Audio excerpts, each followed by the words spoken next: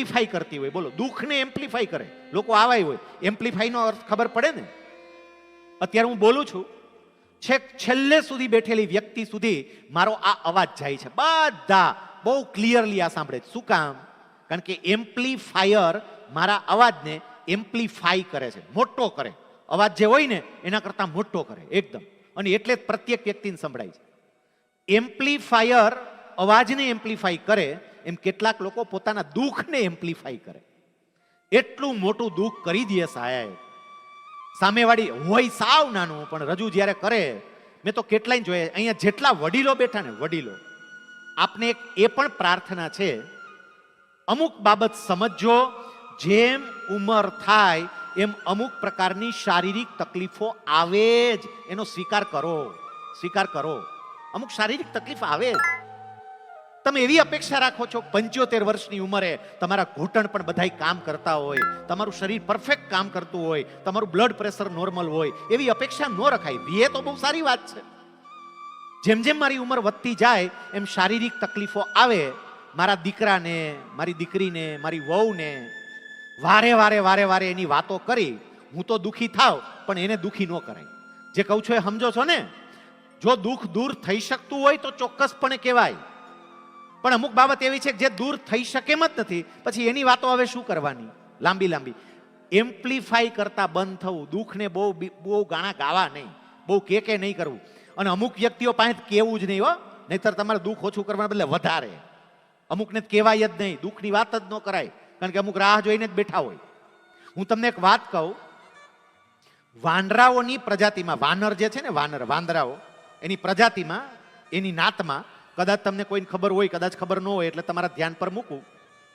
કોઈ પણ વાંદરું કુદાકુદી કરતું હોય, એને માની લ્યો કે કંઈ ઈજા થાય, વાંદરું એક ડાળ પરથી કૂદીને બીજી ડાળી પર જાય છે, કોઈ ડાળી એને વાગી, એનું પેટ ચીરાઈ ગયું, એને કંઈ ઈજા થાય તો શું કરે?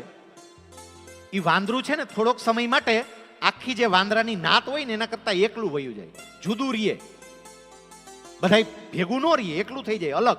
આવું શું કામ? મેં જ્યારે પહેલી વખત આ ઘટના વાંચી એટલે મને આશ્ચર્ય થયું, ખરેખર આવું થાય? એટલે જે પ્રાણીવિદ હોય એને મેં પૂછ્યું કે આ વાત, મને કે આ બિલકુલ સાચી છે. વાંદરાને જ્યારે ઘા પડે ત્યારે એ વાંદરાનું જે આખું ટોળું હોય ને એના કરતા એ જેને ઘા પડ્યું હોય એ વાંદરો જુદો વયો જાય રેવા. મેં એવું શું કામ? એ કે વાંદરામાં એક રીત છે કે કોઈ પણ વાંદરાને આવો ઘા પડ્યો હોય ને એટલે બાકીના વાંદરા એની ખબર કાઢવા આવે, આપણી જેમ જ. અને ખબર કાઢવા આવેલ પછી શું કરે? ઓલો જે ઘા પડ્યો હોય ને એમાં બે હાથ નાખીને આમ પોળું કરીને જોવે, અને પછી પાછું આમ કરીને કૂદીને વયું જાય. તે ઓલાનું ઘા રૂજાય જ નહીં. જેટલા આવે આમ અંદર હાથ નાખે, આમ પોળું કરીને જોવે, પોળું કરીને જોવે, રૂજાય જ નહીં. સાહેબ, જીવનમાં કેટલાક દુઃખ આવે ને ત્યારે એક બાજુ વહી જવું, નકર અમુક તો એવા જ હોય હાથ નાખીને પોળા જ કર્યા કરે, રૂજ આવવા જ ન દે, વારે વારે યાદ કરાવે અમુક ઘટના. ઓલ ખોટ ગઈ હતી ને એમ કરીને આપણને એલા ભાઈ ખોટ ગઈ, પૂરું થઈ ગયું, વયું ગયું, બહાર આવી ગયું એમાંથી, હવે હું કામ યાદ કરાવસ મને કે ખોટ ગઈ હતી, શેર બજારમાં તૂટી ગયા હતા ને. દરેક આવે ને આમ એવા અંદર આમ પોળું કર્યા કરે આપણા ઘાને. સહન કરી લેવું, બહુ ઘા લોકોને બતાવવા નહીં. હા, જેના ઉપર પૂર્ણ વિશ્વાસ હોય એની પાસે આપણું દુઃખ વ્યક્ત કરીએ, પણ દુનિયા પાસે બહુ દુઃખના ગાણા ગાવા જવા નહીં. એ સરદાર સાહેબે આપણને શીખવ્યું. એમનો અભ્યાસ સામાન્ય રીતે 36 મહિનાનો આ બેરિસ્ટરનો અભ્યાસ હોય, 3 વર્ષનો અભ્યાસ હોય. 36 વર્ષનો અભ્યાસ એમણે માત્ર 36 વર્ષ બોલાઈ ગયું, 36 મહિના, 3 વર્ષનો અભ્યાસ, 36 મહિનાનો આ અભ્યાસ એણે માત્ર 30 મહિનામાં પૂરો કર્યો. 2.5 વર્ષમાં એણે અભ્યાસ પૂરો કરી દીધો. ફાઇનલ એક્ઝામ આવી, એક્ઝામ આપી, એક્ઝામનું પરિણામ આવ્યું.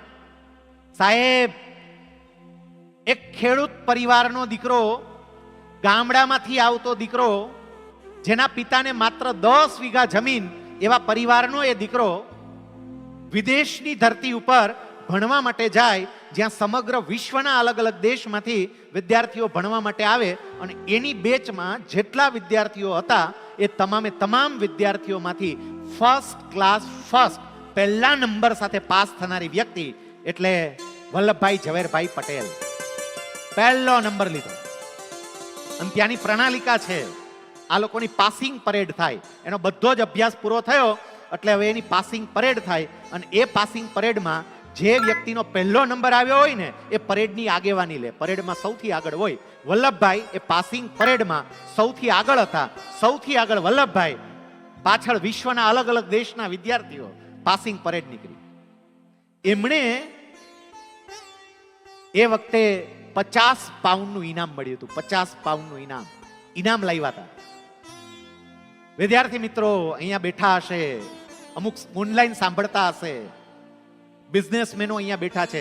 એટલું યાદ રાખજો, સરદાર સાહેબે આજે સફળતા પ્રાપ્ત કરીને આ સફળતા એમનેમ પ્રાપ્ત નથી થતી.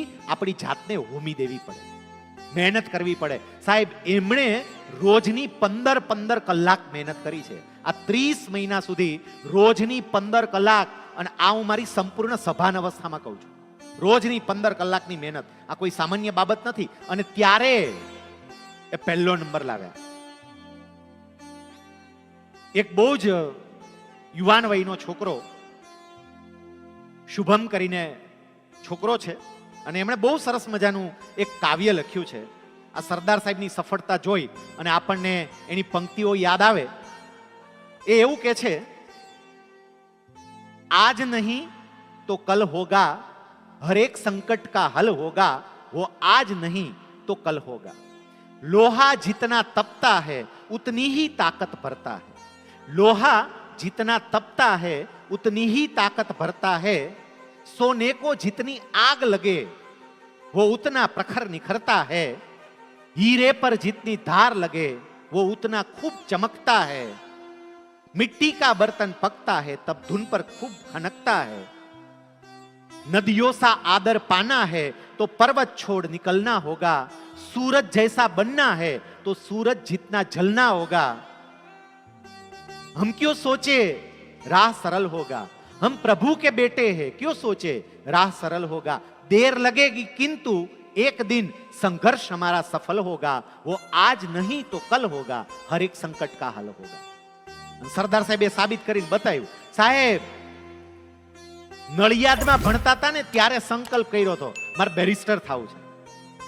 35 વર્ષે બેરિસ્ટર બનવા ગયા અને 38 વર્ષે બેરિસ્ટર બન્યા. વાર લાગી, બેરિસ્ટર બન્યા, થયા બેરિસ્ટર. એના આ લંડન નિવાસ દરમિયાનની એક ઘટના મારે યાદ કરવી છે. એ એમનો જ્યારે અભ્યાસ ચાલતો હતો ને ત્યારે એક ગુજરાતી યુવક સાથે એની મુલાકાત થઈ. ગુજરાતનો હતો યુવક, ત્યાં લંડનમાં મુલાકાત થઈ. અને પેલા યુવકે સરદાર સાહેબને કહ્યું કે વલ્લભભાઈ તમે ગુજરાતી, હું ગુજરાતી, અને મને મદદની જરૂર છે, તમે મને મદદ કરી શકો? સરદાર સાહેબે કહ્યું, બોલો શું મદદની જરૂર છે, શું મદદ કરું?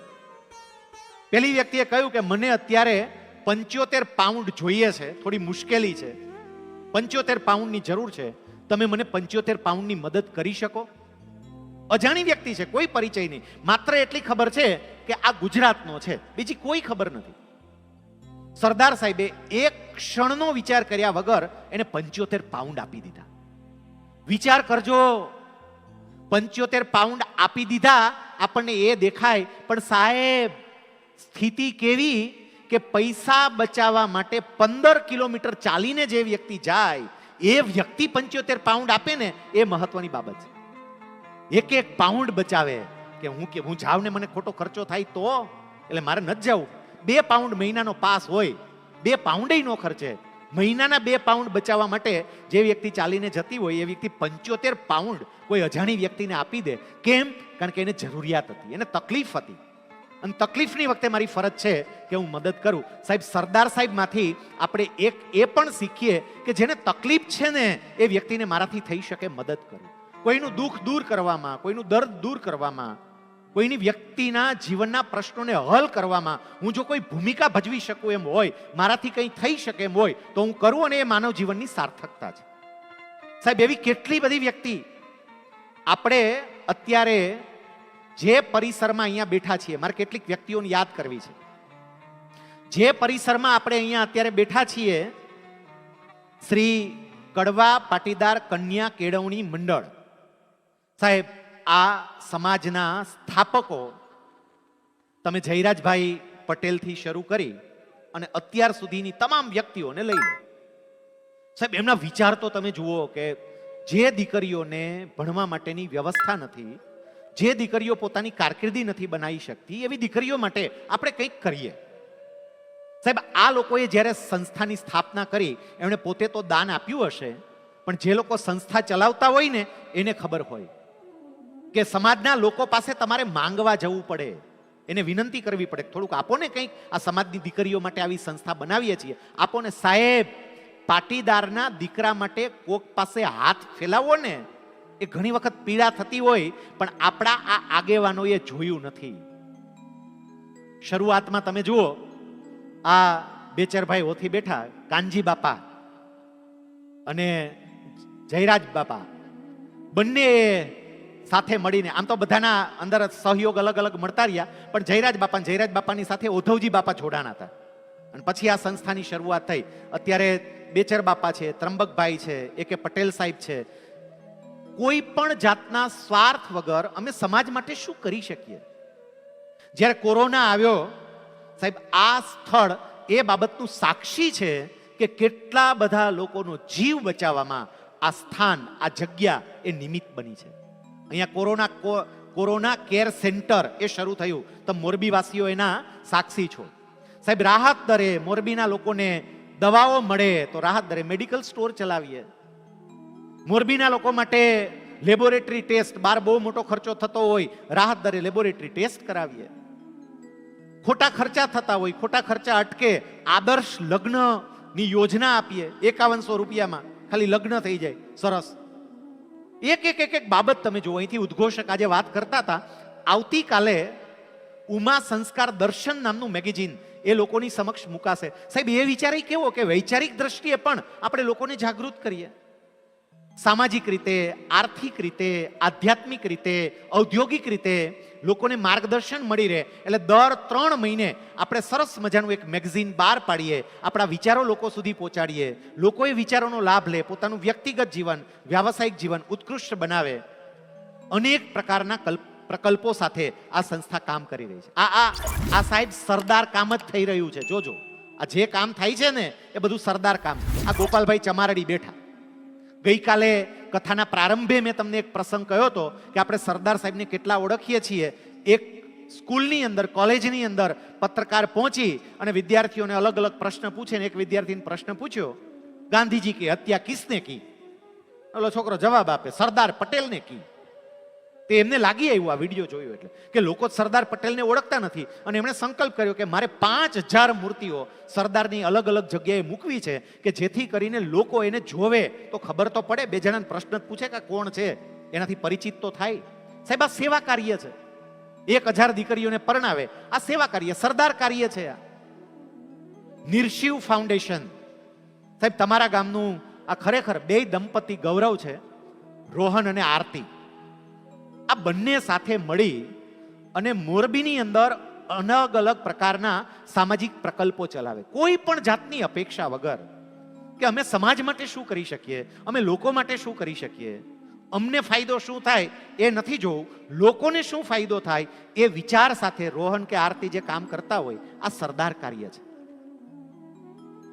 સાહેબ, તમારા જ આ મોરબીના એક ટીચર, શિક્ષકને વાંચવાનો શોખ હોય, રજનીકુમાર પંડ્યા એનો એક લેખ વાંચે, અને રજનીકુમાર પંડ્યા એક સુરેશ સોની નામની વ્યક્તિ જે રક્તપિતિયા માટે કામ કરે એના ઉપરનો એક લેખ લખે. આ શિક્ષક એ લેખ વાંચે, શિક્ષકની આંખ ભીની થાય કે એક માણસ રક્તપિતિયા માટે કેટલું કામ કરે છે, કોઈ પણ જાતના સ્વાર્થ વગર, લોકો જેનાથી દૂર રહે એના માટે આ કેટલું કામ કરે છે. આપણે એને કંઈક મદદ કરીએ. અને મોરબીમાં બેઠા બેઠા એને અહીંથી મની ઓર્ડર કરવાની ઈચ્છા થાય.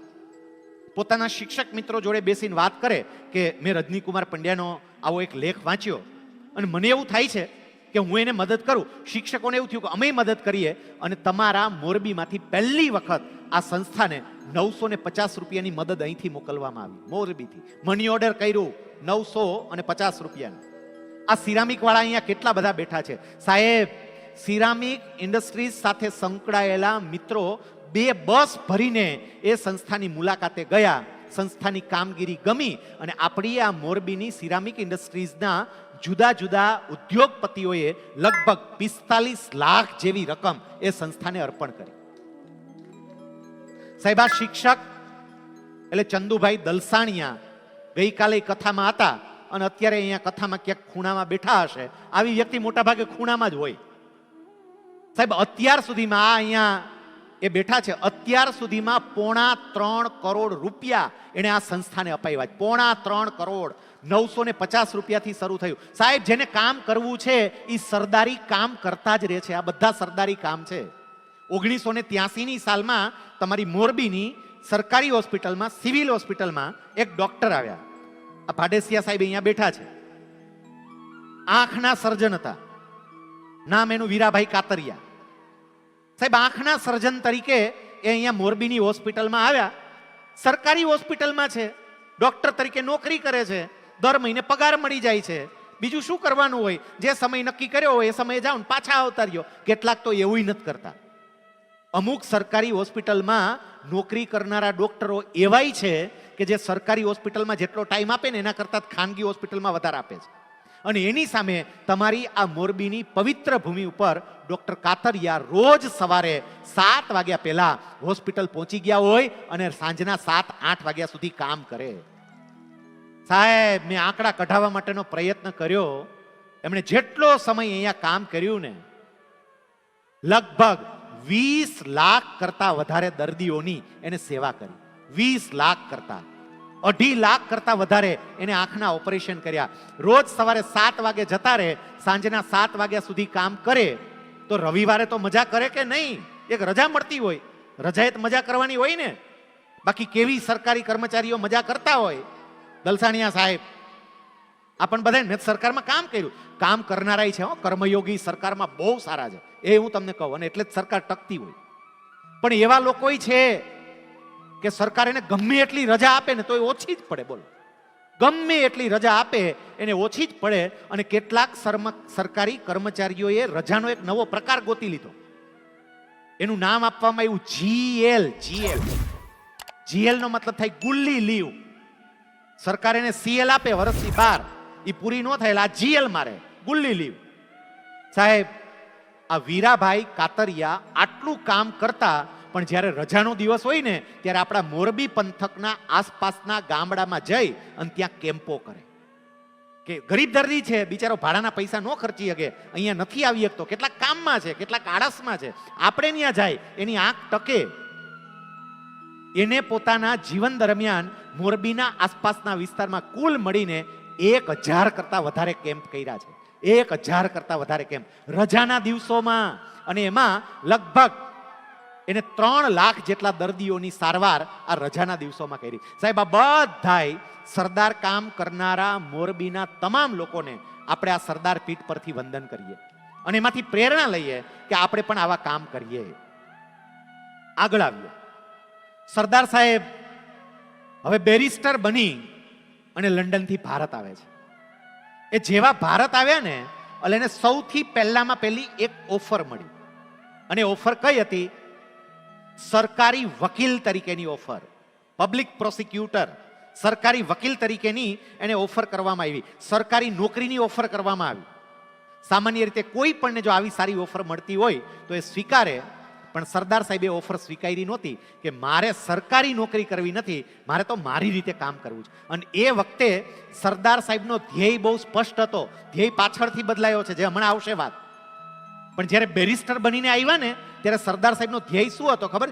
પુષ્કળ પૈસા કમાવા છે. પુષ્કળ પૈસા, જે આપણા બધાનો ગોલ હોય તે, એ જ ગોલ એનો હતો. પુષ્કળ પૈસા કમાવા છે. બેરિસ્ટર બનીને આવ્યા. અમદાવાદની અંદર હાઈકોર્ટમાં એણે પોતાની પ્રેક્ટિસ ચાલુ કરી. હવે એ સામાન્ય વકીલ નથી રહ્યા, એ હાઈકોર્ટના વકીલ થઈ ગયા. અને એમાંય એ ટોપર હતા, યુનિવર્સિટીના સૌથી પહેલો નંબર લાવેલા હતા. એટલે સાહેબ, એનું નામ પણ ધીમે ધીમે ગુજરાત હાઈકોર્ટમાં એવું થવા માંડ્યું. અને એક સમય એવો આવ્યો કે ગુજરાત હાઈકોર્ટના સૌથી મોંઘામાં મોંઘા વકીલ કોણ એવું પૂછવામાં આવે અને લોકો જવાબ આપે કે વલ્લભભાઈ પટેલ. સૌથી મોટામાં મોટી ફી લેતા હતા. અને એની ફી કેટલી હતી સાંભળજો. હું આ તમને વાત કરું છું 1913-14 ની આસપાસની. એ વખતે કેટલી ફી લેતા હતા તો એનું પોતાનું ઘર ચાલે. મોટા ભાઈ વિઠ્ઠલભાઈ એ તો વકીલાત ઓછી કરતા હતા, સમાજ સેવાના કામમાં જ લાગી ગયા હતા, એટલે ત્યાંય મદદ કરવી પડતી હતી કારણ કે પોતે એટલું નહોતા કમાઈ શકતા, એટલે મોટા ભાઈને મદદ કરે. ગામડે કરમસદમાં બીજા ભાઈઓ રહેતા હતા જેને ખેતીમાંથી પૂરું નહોતા થતું, એનેય મદદ કરે. એ બધાને મદદ કરે ને એક દિવસની જેટલી કમાણી થાય એ કમાણીમાંથી આખા મહિના દરમિયાન આ 3 ઘર સારી રીતે ચાલે ને એટલો ખર્ચો નીકળે, એટલી ફી એ લેતા હતા. ચિક્કાર ફી લે. અને એ વખતનું એનું જીવન પણ તમે જુઓ, એવું વર્ણાગી જીવન હતું. એની પર્સનાલિટી તમે જુઓ, કેટલાય વકીલો એની પર્સનાલિટીના વખાણ કરે કે આમ નીકળ્યા હોય ને બધાય ચક થઈ જાય. અંગ્રેજોથી બહુ પ્રભાવિત હતા એ વખતે, અને એમાંય પાછા લંડન રહીને આવેલા, એટલે બરોબરના પ્રભાવિત. એનો પહેરવેશ એકદમ અંગ્રેજ જેવો, પેન્ટ, શર્ટ, ટાઈ, સૂટ, માથે હેટ. આ હેટ કેમ પહેરીને આવ્યા છે ગોપાલભાઈ? એવી માથે હેટ, બૂટ. સાહેબ એટલી અદ્ભુત પર્સનાલિટી હતી અને કેવા શોખીન હતા કે એ વકીલ તરીકે જે કોલર પહેરતા હોય ને, કોલર વકીલનો ડ્રેસ કોડ આવે, કોર્ટમાં જ્યારે એ દલીલ કરવા માટે જાય ત્યારે એને કોલર પહેરવું પડે. એ કોલર પહેરતા એ અમદાવાદના ધોબી કોલર ધોવે એ એને ગમતું નહીં. એ કે અમદાવાદના ધોબીને થોડુંક ધોતા આવડે, તે મુંબઈ મોકલતા ધોવા માટે. એના કોલર ધોવા મુંબઈ જતા. અને આ ગપ્પા નથી મારતો, ઘણા કે એ ભાઈ કંઈક તો માપમાં રાખો, હવે કંઈક કોલર ધોવા માટે મુંબઈ જઈ મોકલતા. કોલર ધોવા મુંબઈ, કે અહીંના ખબર જ ન પડે. સાહેબ એનું કેવું વર્ણાગી જીવન હતું, પાછળ કેવું બદલાય છે એ પણ તમે જોજો. અમદાવાદની અંદર એક ગુજરાત ક્લબ હતી, ગુજરાત ક્લબ. અને એ ગુજરાત ક્લબમાં જુદા જુદા લોકો સભ્ય થાય.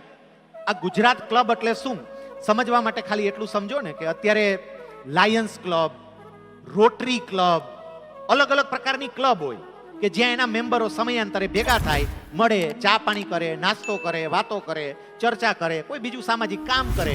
એવી જ આ ગુજરાત ક્લબ હતી અમદાવાદમાં. અને અમદાવાદના મોટા મોટા માણસો જે કહેવાય ને, જેને આપણે સમાજ શ્રેષ્ઠીઓ કહીએ, એ એના મેમ્બર હતા. મોટા ભાગના વકીલ, હાઈકોર્ટના વકીલો એ બધા એના મેમ્બર, અને સરદાર સાહેબે એમાં મેમ્બર બનેલા. આ સમયગાળાની 1-2 ઘટનાઓને આપણે લઈએ. સાહેબ આ ગુજરાત ક્લબમાં કોર્ટ પૂરી થાય પછી સાંજના સમયે નિયમિત રીતે સરદાર સાહેબ જતા, પોતાના વકીલ મિત્રો જોડે બેસી અને બ્રિજની રમત રમતા. બ્રિજની રમત એટલે શું? ગંજી પત્તાની જ રમત છે. ગંજી પત્તો, બ્રિજલ બીજું કાંઈ નહીં, ગંજી પત્તાની જ રમત. પણ એ એવી રમત કે જેમાં તમારી બુદ્ધિ કસાય, બરોબરનું ધ્યાન રાખવું પડે. સામેવાળી વ્યક્તિ પાસે કયું પાનું હશે, આની પાસે કયું પાનું હશે, આ પાનું ઉતરો તો એનો મતલબ એમ કે આની પાસે આ પાનું હોઈ શકે. કેટલો બધો લાંબો વિચાર કરીને તમારે રમવું પડે. એ બ્રિજની રમતમાં વલ્લભભાઈ એક્સપર્ટ હતા, સરદાર સાહેબ એક્સપર્ટ હતા. અને રમત રમતા સાંજના સમયે મિત્રો જોડે બધી ચર્ચા થાય, વાતો થાય. ગાંધીજી એ જ સમયગાળા દરમિયાન બરોબર અહીંયા આવેલા ગુજરાતમાં, દક્ષિણ આફ્રિકાથી, અને કોચરબમાં એમણે આશ્રમની શરૂઆત કરી. સરદાર સાહેબ વકીલ તરીકે પ્રેક્ટિસ કરે છે, ગુજરાત ક્લબના સભ્ય છે. ગાંધીજી દક્ષિણ આફ્રિકામાંથી ગુજરાતમાં આવ્યા અને કોચરબની અંદર એને આશ્રમની શરૂઆત કરી. ગુજરાત ક્લબમાં ગાંધીજીના આશ્રમની ચર્ચા ચાલે. બધા વકીલો એમ કે ગાંધી બાપુએ અહીં આશ્રમ બનાવ્યો છે, બહુ સરસ આશ્રમ બનાવ્યો છે. ગાંધી બાપુના પ્રવચન સાંભળવા જાય, ગાંધીજીની બધી વાતો થાય. સરદાર સાહેબ બેઠા હોય ને, અને જ્યારે ગાંધીજીની વાત નીકળે એટલે સરદાર સાહેબ એમ જ કહેતા કે એની વાતો સાંભળવા જેવી કંઈ હોય નહીં. એની વાતો કંઈ પ્રેક્ટિકલ વાતો નથી. એ જે વાતો કરે છે એ માત્ર ને માત્ર હવામાં ભડાકા કરતા હોય ને એવી વાતો છે. ને આવી રીતે કોઈ દી આઝાદી મળે નહીં. ગાંધીજીથી દૂર, ગાંધીજીને ને સરદારને બેને 36નો આંકડો હતો, એટલે એનાથી હંમેશા દૂર રહેતા. પણ એકવાર એવું બન્યું, બધા મિત્રો કોચરબ આશ્રમ ગાંધીજીને સાંભળવા માટે જાય. સરદાર સાહેબને કહે આ ના જ પાડી દે, મારે ક્યાંય નથી આવું. ગાંધીજી પોતે એકવાર ગુજરાત ક્લબમાં આવ્યા. ગુજરાત ક્લબમાં એનો કાર્યક્રમ ગોઠવાનો ગાંધીજીનો. હા મેથી આવ્યા, હવે શું કરો? ગાંધીજી ત્યાં આવ્યા ગુજરાત ક્લબમાં. સરદાર સાહેબ તે દિવસે પોતાના મિત્ર ગણેશ વાસુદેવ માવડંકર, જે આપણી લોકસભાના પહેલા સ્પીકર હતા, પણ એ અમદાવાદમાં પ્રેક્ટિસ કરતા હતા વકીલ તરીકે. સરદાર સાહેબના મિત્ર એ 2 જણા બેઠા હતા, બ્રિજની રમત રમતા હતા. ગાંધીજી આવવાના હતા. એટલે પેલા માવડંકરે એવું કહ્યું કે વલ્લભભાઈ, બાપુ આવવાના છે, હાલો આપણે એને સાંભળવા જઈએ. સરદાર સાહેબ એને જવાબ આપ્યો, છાનો માનો બેઠો રહે, ક્યાંય જવું નથી. અને શું વાત કરવાના છે ને હું તને કહી દઉં હાલ એડવાન્સમાં. એવું કહે છે, તું જઈશ ને પ્રવચન સાંભળવા એટલે એવું કહેશે કે આપણું કામ આપણે જાતે કરવું, પાયખાના પણ આપણે જાતે સાફ કરવા, કચરો પણ આપણે જાતે ઉપાડવો, અનાજ સાફ કરવામાં પણ મદદ કરવી. આવી બધી વાતો કરશે. આવું કામ કરે ક્યાંય આઝાદી ન મળે, છાનું મનું અહીંયા બેહી રહે. ગાંધીજી આવ્યા, આવી ગયા. માવડંકરથી રહેવાનું નહીં, એ કે હું જાઉં છું, મારે જવું છે. સરદાર સાહેબ એને એવું કહે છે કે અહીંયા બેસ, બ્રિજની રમત રમ, કંઈક શીખીશ, ત્યાં જઈને કંઈ નહીં થાય. પણ માવડંકર ગયા, એકલા પડી ગયા, કોઈ નથી, તોય ગયા નહીં, બેહી રહ્યા, યા જ નહીં. સાહેબ જુઓ, સરદાર સાહેબ ગાંધીજીથી પોતાની જાતને એ કેટલા દૂર રાખે છે. આપણને એવું થાય કે ગાંધીજીથી પોતાની જાતને આટલા દૂર રાખનાર સરદાર જીવનમાં એવું તે શું બન્યું કે ગાંધીજીના પરમ ભક્ત બની ગયા. અને ગાંધીજીના કેવા પરમ ભક્ત, આવતીકાલે એની વાત આવશે કે ગાંધીજીના વચન એ માણસ શું શું કરી શકતા હતા. સાહેબ આ સમયગાળા દરમિયાન એ વકીલાત કરતા હતા હાઈકોર્ટમાં. બે વકીલની મારે તમને વાત કરવી છે. એક વકીલનું નામ મહાદેવભાઈ દેસાઈ અને બીજા વકીલનું નામ નરહરી પરીખ. આ બે વકીલો ગુજરાત ક્લબના સભ્યો હતા.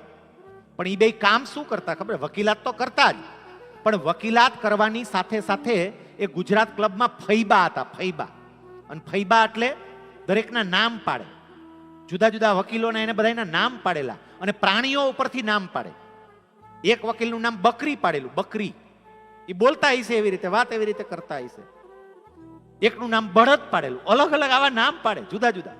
સરદાર સાહેબ ગુજરાત ક્લબના મેમ્બર થયા, સરદાર સાહેબ થી બધા પરિચિત થયા. હવે એનોય નામ પાડવાનો વારો આવ્યો. નામ તો પડવું જ પડે. અમુકના નામ પડતા જ હોય. તમે જોજો, આમાં જેટલા શિક્ષક મિત્રો હોય ને, શિક્ષક મિત્રો જેટલા, સાહેબ અપવાદોને બાદ કરતા એટલું યાદ રાખજો, તમારું નામ તમારી પીઠ પાછળ વિદ્યાર્થીઓએ પાડી જ દીધું છે. તમને ભલે ખબર હોય કે ન હોય, એને ખબર જ છે. દરેક સાહેબનું બેનનું નામ વિદ્યાર્થીઓએ પાડી જ દીધું હોય, અને વિદ્યાર્થીઓના ગ્રુપમાં એ જ નામથી બોલાવતા હોય. તમને બોલો, તમારી એન્ટ્રી થાય એટલે એ જ નામથી બોલાવે, આ ઓલા આવ્યા એમ. એમાંનું નામ પાડવાનું હતું સરદાર સાહેબનું. નામ શું પાડવું? તમને આનો પ્રભાવ તો જોજો સાહેબ. નરહરી પરીખ અને મહાદેવ દેસાઈ સરદાર સાહેબ માટે નામ પસંદ કરવા બેઠા કે આપણે આને કયું નામ આપશું. અને એ બંને સરદાર સાહેબને નામ આપ્યું હતું સિંહ સાવક. સિંહ સાવક, સિંહ સાવક એટલે સિંહનું બચ્ચું. કે હજી છે નવા નવા, પણ હારું ત્રાળ પાડીને બોલે છે. ધીમું બોલતા જ નથી, નકર નવા સભ્ય છે, આના કરતા ઘણા સિનિયર છે. આ ત્રાળ પાડીને જ બોલે છે. તેનું નામ સિંહ સાવક રાખ્યું હતું. સાહેબ સરદાર સાહેબ જ્યારે આ પ્રેક્ટિસ કરતા હતા ને, એ જ સમયગાળા દરમિયાનની એક ઘટના કહી અને આગળની કથા ઉપર જઈએ. 1914ની સાલમાં ગાંધીજી હજી આવ્યા નહોતા, એ પહેલાની આ ઘટના છે, પણ છૂટી ના જાય એટલે તમને કહું. સરદાર સાહેબના પિતા ઝવેર બાપાનું અવસાન થયું. સાંભળજો જરા. પિતાજીનું અવસાન થયું, પાંચેય ભાઈઓ ભેગા થયા, અને હવે પિતાજીની સ્મૃતિમાં આપણે શું કરવાનું હોય એની ચર્ચા ચાલતી હતી. એટલે ગામડે જે મોટા ભાઈ રહેતા હતા, નરસિંહભાઈ અને સોમાભાઈ, સૌથી નાના કાશીભાઈ. કાશીભાઈ તો સાવ નાના હતા, એટલે એ તો બીજું કંઈ બોલે નહીં, એ સૌથી નાના છે. પણ સોમાભાઈ અને નરસિંહભાઈ એવું કહ્યું કે જો વિઠ્ઠલ, તું અને વલ્લભ, તમે બે મોટા વકીલ છો. વિઠ્ઠલ છે એ તો છે મુંબઈમાં કામ કરે છે, અને વલ્લભ તારું બહુ મોટું નામ છે, આપણે નાયતમાં મોટા કહેવાય. એટલે આપણે બાપાનું કારજ છે ને એ બહુ મોટું કરવું છે. કારજ નાનું નથી કરવું, બહુ મોટું કારજ કરવું છે. બધાય હગા વાલા ગામડાવાળા બધા જેટલા હોય ને બધાને બોલાવા છે, બધાને જમાડવા છે. કારજ એટલે અવસાન પામનારની વ્યક્તિની પાછળ 12માના દિવસે કરવામાં આવતું નાત જમણ, એને કારજ કહેવાય. આપણે આ બાજુ કદાચ આપણે એને દાળો કહીએ છીએ. અમુક લોકો દાળો શબ્દ બોલે, અમુક લોકો 12મું શબ્દ બોલે, અમુક લોકો કારજ શબ્દ બોલે. આવા અલગ અલગ શબ્દો વપરાતા હોય. ઝવેર બાપાની પાછળ આ નાત જમણ કરવાની વાત આવી. સરદાર સાહેબ પોતાના મોટા ભાઈનો ખૂબ આદર રાખે, પણ જ્યારે આ વાત આવી ને ત્યારે સરદાર સાહેબે કહ્યું હતું કે મને માફ કરજો મોટા ભાઈ, પણ બાપુજીની પાછળ આપણે આવું કોઈ કારજ કરવું જ નથી. મોટું કારજ નહીં, કોઈ કારજ જ નથી કરવું. ઓલાને આંચકો લાગ્યો. સરદાર સાહેબ કે જો હું વિધિ કરવાની ના નથી પાડતો, આપણા શાસ્ત્રોમાં જે કંઈ પણ વિધિ કીધી હોય એ વિધિ આપણે કરવી જોઈએ. બાપાની પાછળ આપણે વિધિ કરીએ, પણ બધાને ભેગા કરીને જમાડવાની વાત કરો છો ને, એ આપણે નથી કરવું. એ કાઢો. હવે વિઠ્ઠલભાઈએ એમાં સૂર પુરાવ્યો કે વલ્લભ સાચી વાત કરે છે, આપણે આ કાઢીએ. અને ઓલા મોટા બેય ભડકા નરસિંહ બાપા અને સોમા બાપા, તમે તો ભણેલા ભૂત જેવા છો. ભણ્યા, તમને ભણાવ્યા હતા, આના હાટું ભણાવ્યા હતા. કારજ તો કરવું પડે ને, મોઢું હું બતાવું. અને આપણે બધા દલીલ કરી, એવી દલીલ એને કરી. અટાણ સુધી બીજાના કારજમાં ખાઈ આવ્યા છીએ, તે હવે આપણે આવ્યું એટલે આપણે હવે ગોઠણિયા વાળી જવાના. અટાણ સુધી બીજાના દાડામ ગયા હતા ખાવા, તો હવે આપણે કોકને દાડામ બોલાવાના કે નહીં? સરદાર સાહેબ એને જે જવાબ આપે છે ને, એ સાંભળવા જેવું હતું કે તમે જે કહો છો એ બધી જ વાત સ્વીકારીએ. મોટા ભાઈ બેરિસ્ટર છે, હું બેરિસ્ટર છું, અમે બંને લંડન ભરીને આવ્યા. આપણા સમાજમાં આપણું ખોયડું આગળ પડતું હવે કહેવાય. અને આપણે જેવી રીતે જીવીએ, આપણે જેવી રીતે કરીએ ને, એમ સમાજના બીજા લોકો કરે. આપણે તો બહુ સારી રીતે કારજ કરી શકીએ, તમે જેવી રીતે ઈચ્છો છો એ રીતે કરી શકીએ, બહુ મોટો ખર્ચો કરી શકીએ. પણ મોટા ભાઈ, આપણા સમાજમાં કેટલાય પરિવારો એવા છે કે જે બે છેડા ભેગા નથી કરી શકતા. એના પરિવારમાં કોઈનું અવસાન થયું હોય, એક તો સ્વજન ગયા હોય એનું દુઃખ હોય, અને નાતના રિવાજ પ્રમાણે કારજ કરવું પડે, તો એના માટેના પૈસા ક્યાંથી લાવે? એના માટેની વ્યવસ્થા ક્યાંથી કરે એ તો જુઓ. અને એટલે આપણે એક નવો ચીલો ચાતરવો છે કે બાપાનું કારજ નથી કરવું. મોટા ભાઈઓ એવું કહ્યું ના કારજ તો થશે જ. સામે વલ્લભભાઈ ને વિઠ્ઠલભાઈ ના કારજ નથી કરવું. અને મોટા ભાઈ થોડા ગુસ્સે થયા ને એવું કહ્યું તો જમીનમાં હું ભાગ નહીં આપું. હવે જમીન હતી આમ તો 10 વીઘા ખાલી, જમીનમાં ભાગ નહીં આપું. સરદાર સાહેબે કહ્યું અમારે જોતોય નથી, જમીનમાં ભાગ જોતોય નથી કોઈ. પણ બાપાની પાછળ કારજ નથી કરવું. સાહેબ, સમાજની અંદર ચાલતી એક એવી રૂઢી કે જે તે સમયે બરોબર હશે, એની પાછળના કંઈક કારણો હશે. શાસ્ત્રોક્ત વિધિ કરીએ એમાં કોઈ વાંધો નથી, પણ નાત જમણ કરી અને જેની કેપેસિટી નથી એની પાસે પણ આ પરંપરાનું પાલન કરાવવા માટેનું એક દબાણ ઊભું કરીએ ને, એ યોગ્ય નથી. એમણે બંધ કરાવ્યું કે આ નથી કર્યું. સાહેબ, સરદાર સાહેબમાંથી એ શીખીએ. કેટલાય લોકો અહીંયા અલગ અલગ સમાજના લોકો પણ બેઠા હશે, માત્ર પાટીદાર સમાજ બેઠો એમ નહીં. અને સરદાર સાહેબ ખાલી પાટીદારના હતાય નહીં, એ સમજજો. પાટીદારો માટે એ સૌભાગ્યની વાત કે સરદાર સાહેબે એ નાતમાં જન્મ લીધો. બાકી સરદાર સારે હિન્દ કે આ ગોપાલભાઈ છે એ તો સૂત્ર આપે, જય સરદાર સૌના સરદાર, એવું કે. ખાલી પાટીદારના નથી, આ બધાયના છે સરદાર. પાટીદારો એ પોતાના ખાલી બનાવી લીધા છે એવું નથી. સાહેબ, સરદાર સાહેબમાંથી પ્રેરણા લઈને આપણે એક શીખીએ